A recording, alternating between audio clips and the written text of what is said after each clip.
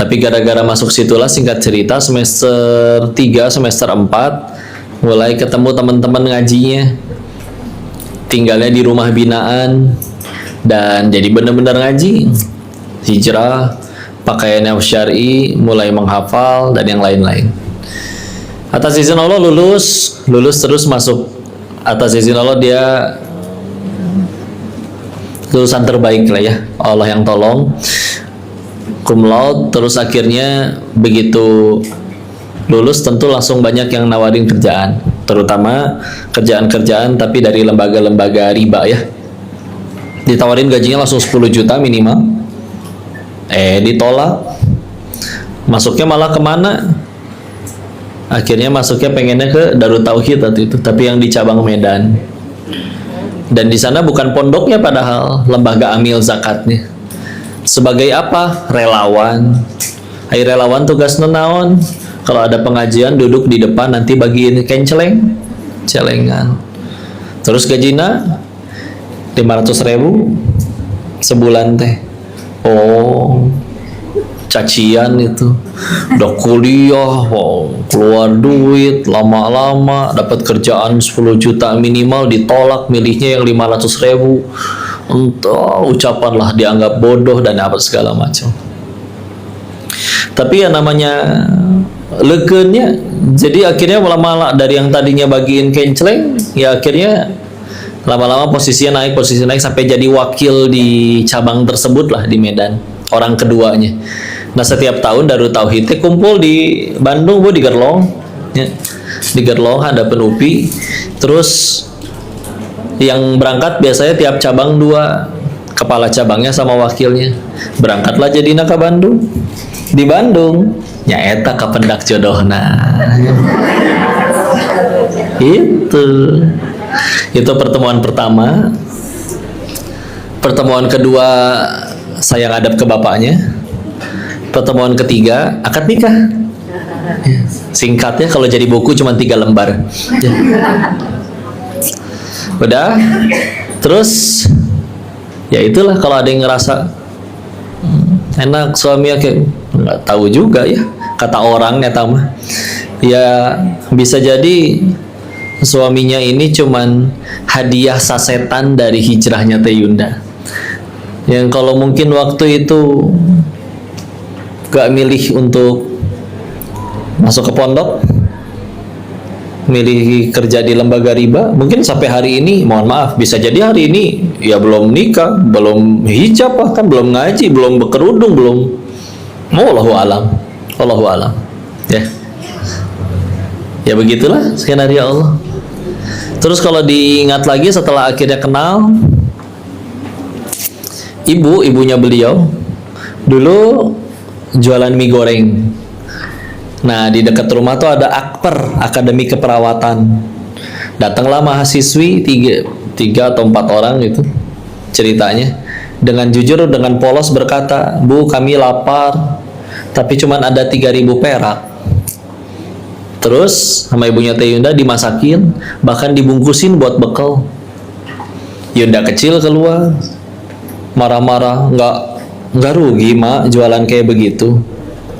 Dijawabnya, nggak apa-apa nak, anak rantau kasihan. Mudah-mudahan suatu saat kalau anak mama merantau juga banyak ditolong orang.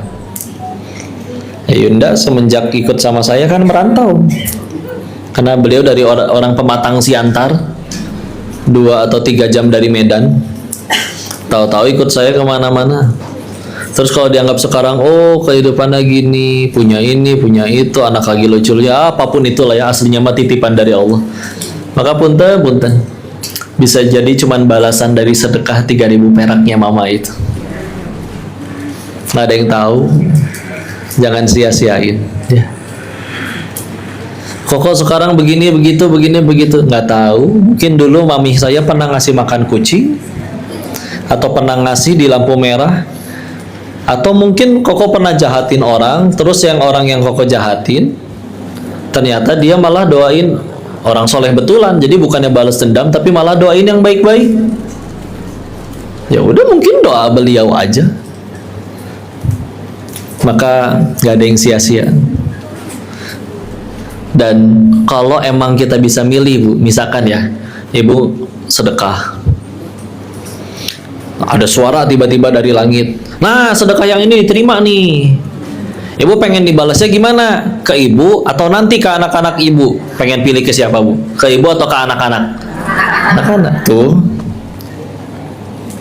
kasih sayang seorang ibu ya. Tapi lihat tuh, kehidupan baik kita bisa jadi balasan-balasan dari kebaikan mereka ya. Ini hari Minggu, alhamdulillah ada yang mungkin ya dengan kegiatan masing-masing, tapi ibu datang ke sini ngaji terpaksa tidak? Ya.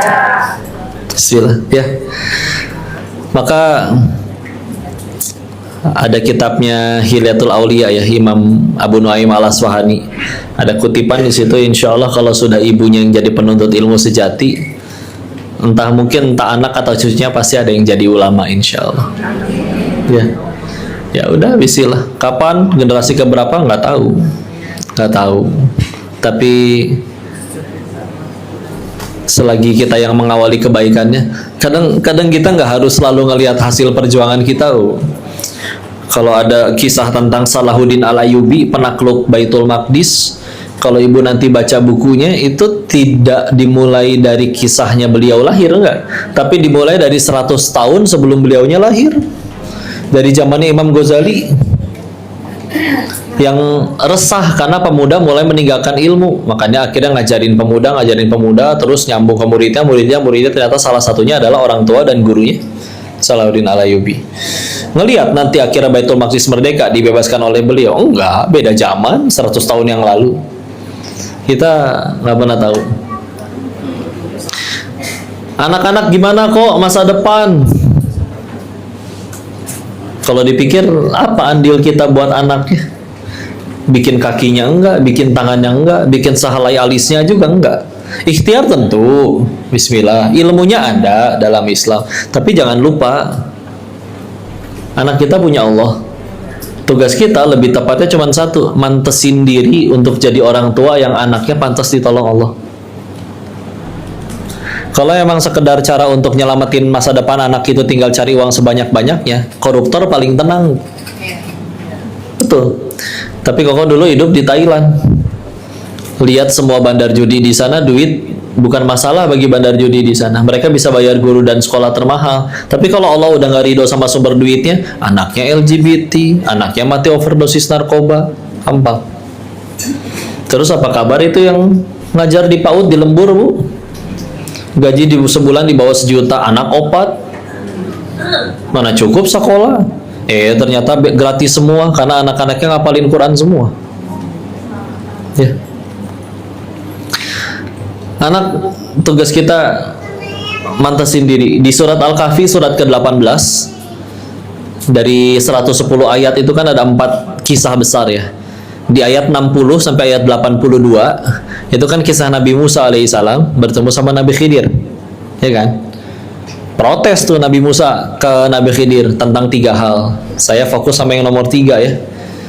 Mereka nyampe satu daerah, minta ditraktir, minta dijamu ya, dikasih makan, minum, nggak ada satupun yang ngasih. Waktu mau ninggalin kota tersebut, ketemu sama rumah 2 anak yatim, rumahnya udah mau roboh. Malah dibangun, dibenerin rumahnya. Protes Nabi Musa, kenapa? Ini tetangganya aja nggak peduli, dan perbuatan kita nih layak untuk dijamu. Tapi tadi lihat, nggak ada satupun yang mau menjamu kita segelas air pun tidak. Kan di ayat 82-nya baru dijawab, ini adalah kehendak Tuhanmu, ngebangun rumah anak yatim ini adalah kehendak Tuhanmu, dan alasannya tegas, wa kana abuhuma,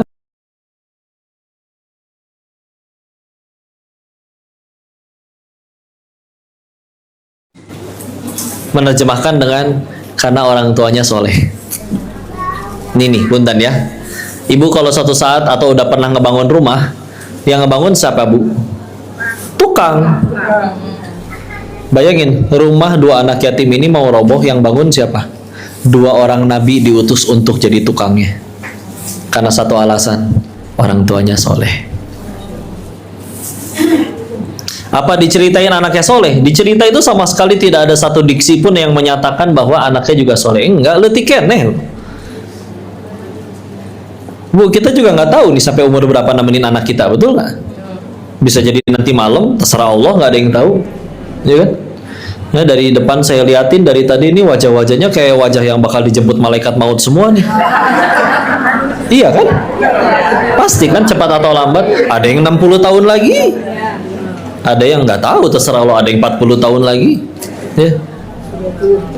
Nah, nggak tahu tuh. Nah, kita mau titipin ke siapa? Dengan duit yang segitu-gitunya kita kumpulin, titipan gampang Allah ambil. Maka bahkan abuhu masalah, ayahnya soleh, orang tuanya soleh, tugas kita mantesin diri, ya. Doa pasti, tapi punten ya, ibu bapak nggak doa, sebelum bapak ibu angkat tangan, Allah udah tahu belum kita pengen doa apa? Udah. Kayak pernah mikir nggak? Iya ya, Allah kan udah tahu, terus ngapain saya detil banget doanya? Ini dia esensi doa. Satu, kenapa kita tetap doa meskipun Allah udah tahu kita pengen doa apa? Satu, itulah esensi seorang hamba. Karena ya hakikatnya hamba ya minta sama tuannya. Kapan kita sadarnya? Biasanya nanti akan ada harinya kita ngerasa, ya Allah masalah tuh besar, uang nggak ada, teman nggak bisa bantu, kok beres ya? Oh bener, saya teh hamba, masalah sebesar apapun Allah tolong mah beres. Satu. Atau kejadian yang kedua mungkin, ya Allah masalah saya kira kecil sekali, teman banyak, tabungan banyak, kok sampai detik ini nggak beres-beres juga, ini masalah kecil. Iya, ternyata saya teh hamba. Kalau engkau tidak tolong, nggak beres masalah sekecil apapun. Sehingga akhirnya kalau kita nanti ada harinya kita ngerasa kayak gitu, susah mau sombong, Bu. Susah mau sombong. Sedangkan kita tahu, iblis aja diusir dari surga gara-gara sombong, takabur. Ada riwayat Israiliyat yang menjelaskan bahwa iblis itu sudah lebih dulu diciptakan dan sudah lebih dulu taat. 70.000 tahun taat kepada Allah. Sekali ngerasa sombong, nggak laku tuh. Nggak laku. Ya. Maka itu esensi doa, itu satu. Dua, pertanyaan favorit orang Indonesia itu tiap kali pengajian, kok apa ya doanya biar ini? Kok apa ya doanya biar itu? Nah itu dia. Sebelum kita ngadoa, sebelum kita angkat tangan, Allah tahu kita pengen doa apa. Terus berarti maksudnya gimana kok? Berarti ternyata yang penting bukan doanya apa, Bu, tapi yang penting harus kita pikirin adalah udah pantas sebelum doa kita dikabul. Ya, iya. Saya dapat pemikiran ini dari sini, Bu. Dulu waktu masih jadi pejuang garis 2, pengen supaya punya anak, kan 5 tahun nunggu si kembar teh. Jadi kalau ada yang berhasil hamil atau berhasil punya anak teh suka ditanya kan, bu amalana naon? Nah itu teh beda-beda. Yang ini, oh saya kuatin sedekah kok, loh ternyata memang dia orang kaya. Pasangan yang lain, oh saya kuatin di Quran sehari minimal baca 1 juz. Oh ternyata bukan orang kaya, ujiannya beda, cuman dia amalannya lain. Yang lain pasangan lagi, oh saya kuatin di birrul walidain kok, ibu saya pengen apa besok udah harus ada di rumah. Kadang kan seorang ibu kan suka, martabak raos ya, besok udah ada di rumah tuh. Gak apa-apa, ya. Kecuali kalau mintanya kayaknya BMW alus, ya itu agak repot sih, ya, agak repot ya. Cuman kalau seblak-seblak hongkul mah bisa kali ya, biasa meren ya. Jadi Bismillah, Bismillah. Ya salah satu amalannya Ustaz Adi Hidayat gitu. Serius, Ustaz Adi itu ibunya nyeletuk apa besok udah harus ada di rumah. Masalah mau nggak mau tinggal jual lagi. Dan punten termasuk mohon maaf ya, itu mobil apa ya nak bagus, itu mobil besok udah harus ada di rumah. Serius Ustaz. Dan beliau nggak langsung mobil, beliau juga bertahap. Dari martabak dulu, dari kue dulu. Cuman kan naik lama-lama derajatnya Allah angkat dan beliau istiqomah. Ya, makanya kadang kalau ketemu anak-anak muda saya suka bilang cara sukses mah 2. Satu, nurut sama Allah. Dua, nurut sama orang tua. Udah, bismillah. Ada keberkahan pada taat sama orang tua. Ya. Selagi beliau nggak nyuruh kita ninggalin sholat, nggak nyuruh kita nyembah berhala, nurut, udah serius. Ya. Maka saya lihat kok amalannya beda-beda ya untuk bisa hamil. Ternyata iya juga, orang sebelum kita angkat tangan juga Allah udah tahu. Cuman pertanyaannya satu, bukan apa doanya. Pertanyaannya, kamu udah jadi orang yang doanya pantas dikabul nggak? Udah gitu aja. Nah, kita mantesin nggak? Ya pun, dan ibu pengen datang ke pengajian aja mantesin kan? Nggak mungkin pakai baju yang mohon maaf sobek atau kucel, ya kan? Mau ketemu orang mantesin, kadang bawa oleh-oleh, nyiapin nanti pengen ngomong apa, muji anaknya dulu, lihat orang yang pengen minjem duit, ya kan? Muji anaknya dulu, sok-sok menggali kenangan indah lama. Terakhir penutupnya satu kata, Manawi. Udah. Manawi ada 1 juta dulu. Ada yang punten, ini ngerti Sunda semua. Ya, karena kalau saya pakai Mandarin ibu lebih pusing nanti. Nyiapin diri kan? Nyiapin diri. Nah, apalagi ke Allah. Mantesin paling gampangnya gimana? Ya udah, dari sholat dulu aja. Saya sholat kok, tepat waktu enggak? Punten ya. Telat makan masalah nggak? Bisa sakit mah ya. Telat bayar utang masalah nggak? Oh, lebih repot. Masa telat sholat nggak masalah sih? Ya, pasti masalah. Tepat waktu. Istilah. Kok saya sibuk? Enggak, Bu. Prioritas. Bukan masalah sibuk. Ibu kalau pulang dari pasar mesen ojek, pasti chatting yang pertama kali dibalas ke ibu pasti dari si mamang ojek. Iya kan? Karena dia lagi jadi prioritas. Nggak mungkin, saya tetap balasannya sesuai urutan atau lama nggak dijemput-jemput, ya. Mesen Senin pulang Kamis nanti yang ada. Sesuai urutan, kadang sesuai urutan paling grup gibah lah. Ya. Handphone mahal 25.700.000 warna oranye. Tapi awan WA. Sedih. Sedih amat ya. Atau buat WA hongkol mah handphone 1 juta ge bisa. Nyampe kantor, nah handphone kamu bunyi wae. Iya, grup. Perasaan kita satu grup, kenapa saya nggak bunyi? Ternyata mereka bikin grup lagi yang nggak ada kitanya. Sedih ya.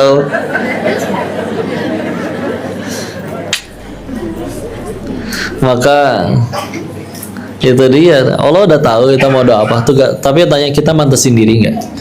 Dan sebetulnya bebas, Bu. Ibu kuatnya di harta, sedekahnya nambah banyak. Ada yang nggak kuat di harta tapi ahli ilmu, ngajarnya tambah banyak. Bebas, semuanya cuma jembatan untuk Allah ridho kok. Ya, fungsi dititipin harta ya supaya pahalanya tambah banyak. Fungsi dititipin ilmu biar pahalanya tambah banyak. Iya, itu aja. Bukan buat nyerendahin orang, bukan buat belagu, bukan buat agul. Ya. Kayak gitu kan. Makanya kadang ya Allah Maha tahu. Tapi jangan mentang-mentang Allah Maha tahu jadi ngadoa teh, ya Allah apal meureun. Amin. Eta culanggung asli ya Allah. Nya si apal tapi aya adabna. Besoknya mentang-mentang doanya masih sama, ya Allah jika kamari. Mikir warteg tuh, ya Allah. Jangan gitu Al-Fatihah berapa ayat? Dari 7 ayat, 5 ayat itu muji Allah. Permintaannya cuma di 2 ayat terakhir. Ya kan? Bismillahirrahmanirrahim, dengan menyebut nama Allah yang Maha Pengasih lagi Maha Penyayang. Alhamdulillahirabbil alamin, segala puji hanya untuk Allah Rabb semesta alam. Ar-Rahmanir-Rahim, Engkau Maha Pengasih lagi Maha Penyayang. Maliki Yaumiddin, Engkau pemilik hari pembalasan. Diagung-agungkan terus tuh. Iyyaka na'budu wa iyyaka nasta'in, hanya kepadamu lah kami menyembah dan hanya kepadamu lah kami mohon pertolongan. Tuh, nyembah dulu baru minta tolong kan? Urutannya aja jelas. Ya kan? Setelah akhirnya 5 ayat muji-muji, mengagungkan, baru ihdinas siratal mustaqim. Tunjukkan kami jalan yang lurus. siratal ladzina an'amta 'alaihim ghairil maghdubi 'alaihim waladdallin. Jalan orang-orang yang kau berikan nikmat, bukan jalan orang-orang yang kau murkai atau orang yang sesat. 2 ayat mintanya. Jadi silakan nantesin ya. Muji adabnya gimana? Yang ya cara paling baik seberes sholat, menghadap kiblat, dalam keadaan berwudu, memuji Allah dulu, bersolawat kepada Nabi dulu. Ya gitulah. Minjem orang, minjem duit ke orang bisa. Kalimat minjemnya singkat, manawi. Mukodimahnya panjang, ya nggak? Menggali kenangan lama, ya kita juga bisa gali aja kenangan lama dengan Allah. Ya Allah, Engkau dulu menolong aku saat sulit. Ya Allah, Engkau tidak pernah menyanyiakan perjuanganku. Ya Allah, Engkau maha melihat, Engkau maha adil. Sebut ya, sebut. Terakhir ya, terakhir. Dan sebelum minta juga Allah udah tahu kita pengen doa apa. Jadi yang masalah tuh ya sekarang bensin lagi naik apa segala macam, iya masalah. Tapi masalah kita yang paling besar itu kalau Allah nggak tolong, kita punya tabungan, punya segala macam, Allah nggak nolong, tetap nggak beres masalah. Jadi ya sudah. Dan dengan tentu harus ikhtiar, menyesuaikan ya. Tetap harus usaha. Bukan berarti langsung udah bab tauhid aja selesai terus udah nggak ngapa-ngapain, nggak boleh ya. Nggak boleh. Terus kalau ada yang nanya, kok kita udah ikhtiar nih, tapi yang nentuin berhasil atau enggaknya kan Allah. Dagang nih kok nih, saya udah nawarin nih, udah berbuat baik nih, terus ternyata yang nentuin beli atau enggak kan Allah. Terus ngapain saya tuh tetap nawarin baik-baik? Dokter nih, dia udah datang ke UGD, pasiennya nyeletuk, dok, kata Allah saya sembuh. Dokter nggak datang juga saya sembuh loh. Ngapain dokter datang tengah malam? Enakan juga bobo di rumah ya. Padahal dia yang butuh ya. Nah, buat apa kita capek-capek ikhtiar padahal semuanya Allah yang nentuin? Nah ini dia jawabannya adalah agar jadi amal soleh. Karena kita seumur hidupnya lagi ngumpulin itu ya Bu, buat bekal pulang. Gini, soalnya nanti kita meninggal duit kita nggak laku, jabatan apalagi, jumlah follower nggak ditanya, centang biru apalagi. Pintu surga 8 iya, tapi pintu surga bagi yang centang biru tuh nggak ada. Apalagi kalau follower sama centang birunya beli, dia omong kubaturnya. Follower 100.000 no komen 2. Jadi julid si ibu, astagfirullah. Ya.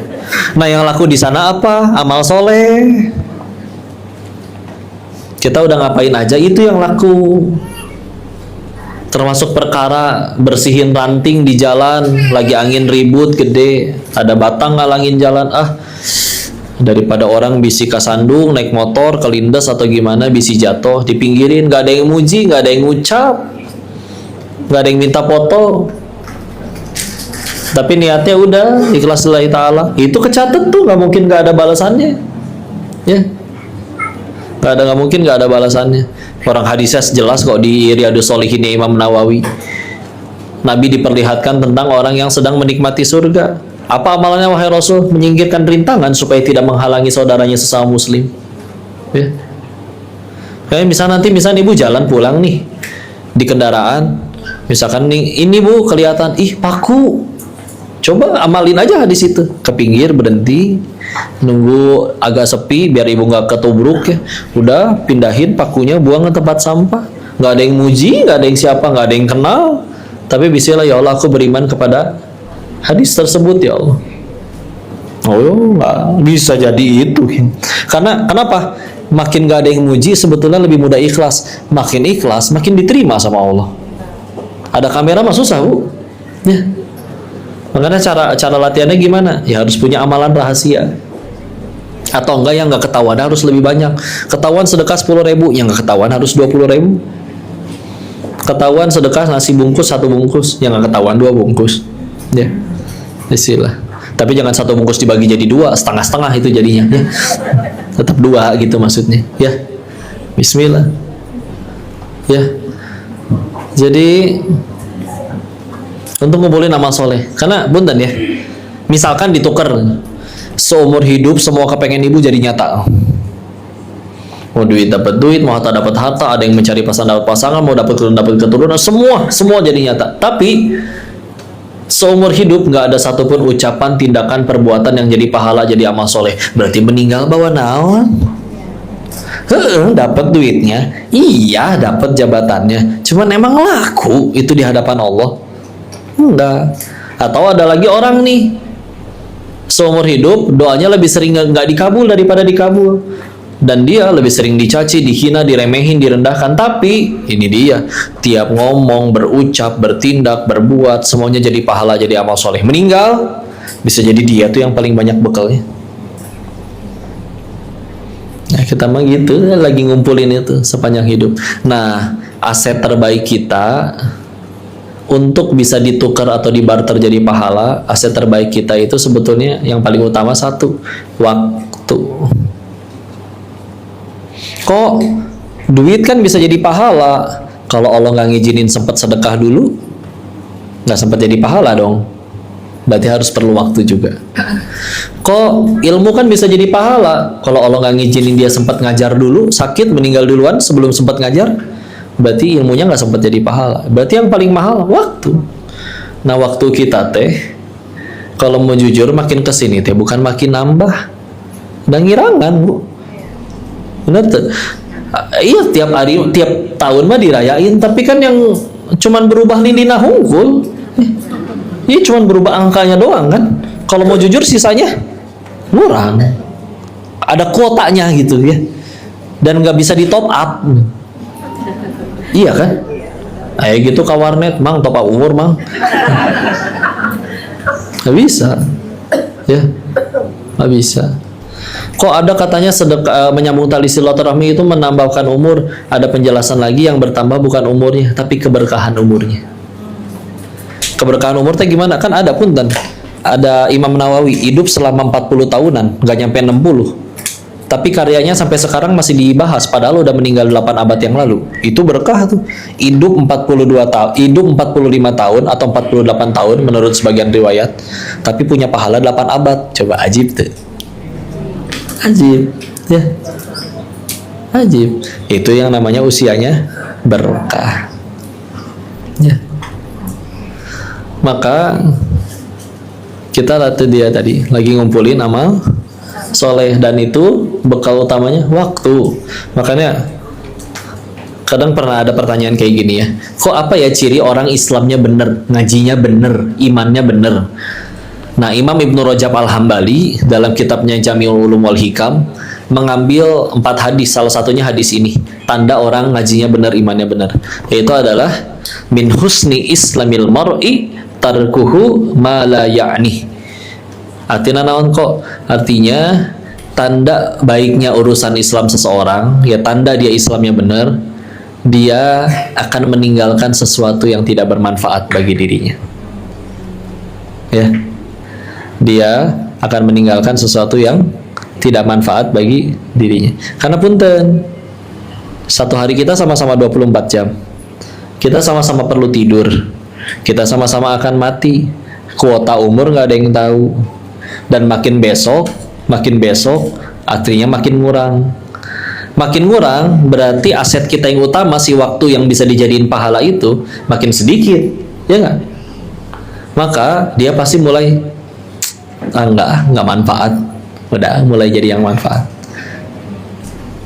Karena kadang punten ketika akhirnya udah mulai ngejar ke arah Allah banget, nyiapin bekal buat pulang banget, nanti akan mulai kurang tuh, mulai nongkrong sampai pagi. Dulu coba bu, anak-anak muda mah bu, sampai jam 3, sampai jam 4 baru nonton bola, padahal cuma mesen es teh tapi nge-wifi 8 jam ya, nebeng ya.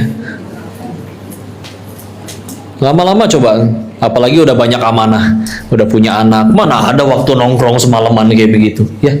Kadang waktu jangankan waktu olahraga, ada yang sampai waktu buat makan aja, aduh sempet sambil. Kalau lagi repot-repotnya jadi ibu ngurus orok tuh, itu ya. Maka lihat, karena gini, akan ada orang yang misalkan nih lahirnya bareng, meninggalnya juga bareng, tapi tahu-tahu di hari akhir, nah surga si eta lebih tinggi. Bisa jadi si orang itu menggunakan waktunya untuk jadi manfaat. Kerjanya ternyata sama, bahkan jam istirahatnya juga sama. Cuman dari jam istirahat yang 1 jam itu, kan kita mah punten, ada yang dipakai main game. Si eta mah nggak milih main game, milihnya baca Quran. Atau wajar kalau surganya juga beda. Ya. Sok pelan-pelan. Laki-laki tambah dewasa pasti mulai nggak suka main game nanti. Selain karena nggak ada waktu,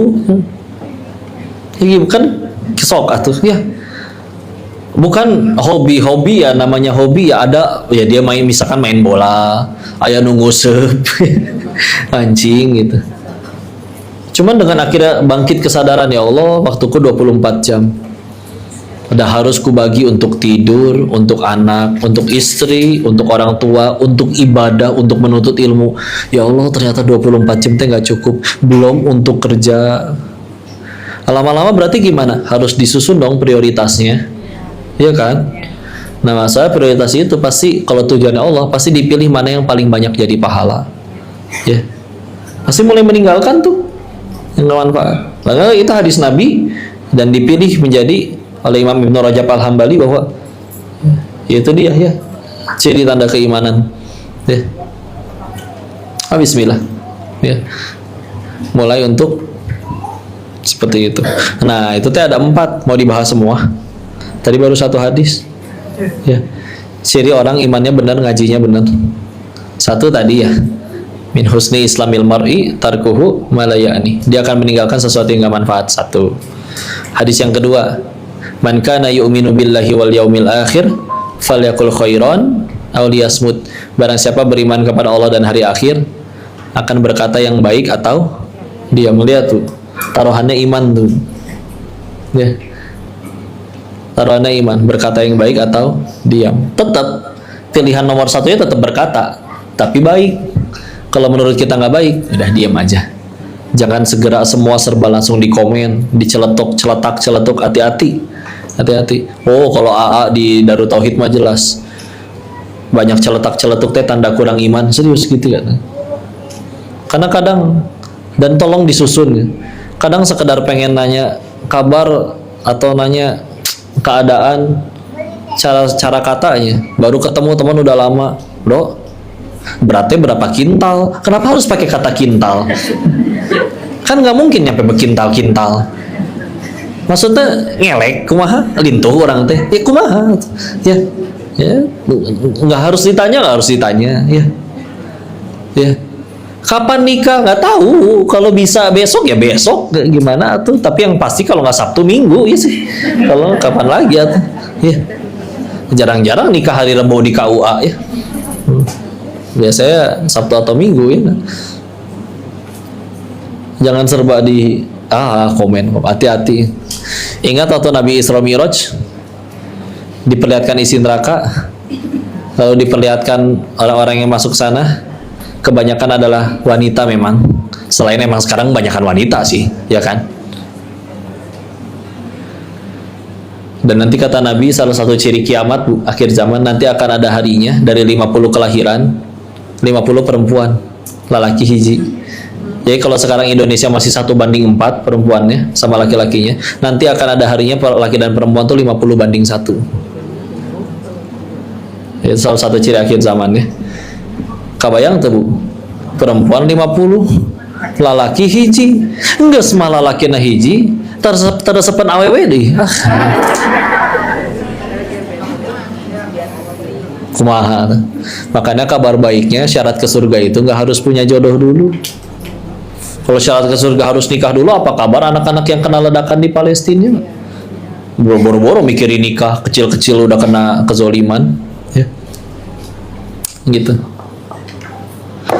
Jadi nggak usah semua ditanya dibilang, udah berkata yang baik atau diam.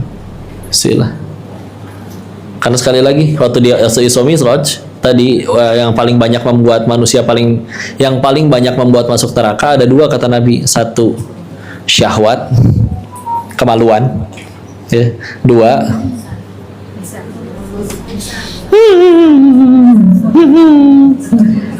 Hmm.